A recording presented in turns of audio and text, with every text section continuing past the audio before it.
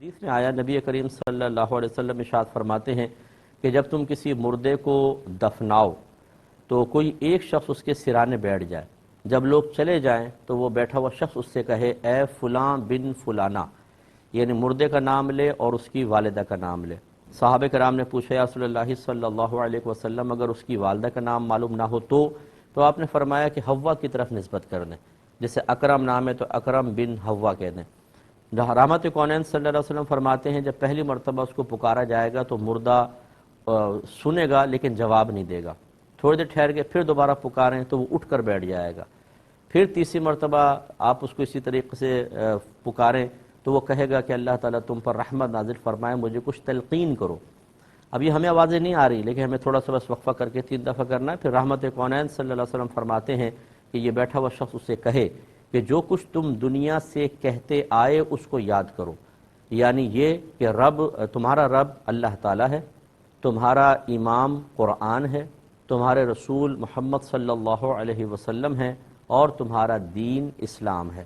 4 چیزوں کے بارے میں، رب کے بارے میں، دین کے بارے میں، نبی کے بارے میں اور امام پہ قرآن کہیں گے۔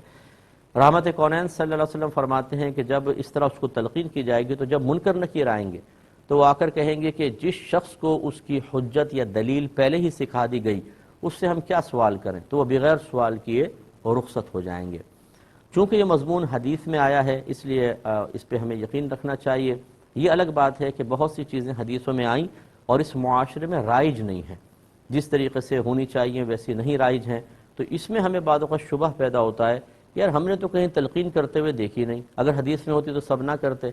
تو حدیث میں تو بہت ساری چیزیں ہیں جو ہمیں پتہ بھی نہیں ہیں کیونکہ ہم حدیثیں پڑھتے ہی نہیں ہیں، جب پڑھتے نہیں ہیں تو ہمارے معاشرے میں وہ چیز رائج نہیں ہوتی ہیں۔ مثال کے طور پہ آپ کو شاید بہت سو کو حیرت ہوگی کہ کفن صرف سفید دینا ہی کوئی ضروری نہیں ہے، آپ رنگین کفن بھی دے سکتے ہیں، کالا دے دیں، پیلا دے دیں، پرنٹڈ دے دیں عورت کو کفن۔ اور کفن میں نبی کریم کا فرمان علی شان یہ ہے کہ ایسا کفن دو، یعنی ایسے کپڑے کا جس کپڑے کو آدمی عید پر پہنتا تھا، اس طرح کے قیمتی کفن کے دینے کا حکم ہے۔ تو وہ اسی طرح پہنے ہوئے لباس میں بھی آپ دفنا سکتے ہیں۔ سیدنا صدیق اکبر رضی اللہ تعالیٰ عنہ نے یہ وصیت فرمائی تھی کہ جو نئے چیز ہے وہ زندوں کے لیے بہتر ہے، مجھے تو انہی کپڑوں میں کفنا دو، تو کفنا دیا گیا۔ اب ہمارے ہاں اسی طرح احرام، یہ بھی یاد رکھیں احرام کی بھی سفید چادریں ہونا یہ مستحب ہے، اگر آپ کالا احرام پہننا چاہیں، بلو پہننا چاہیں، گرین احرام پہننا چاہیں پہن سکتے ہیں۔ تو کہنے کا مطلب یہ ہے بلکہ نبی کریم صلی اللہ علیہ وسلم سے 2 سبز چادروں میں کعبۃ اللہ کا طواف کرنا ثابت ہے۔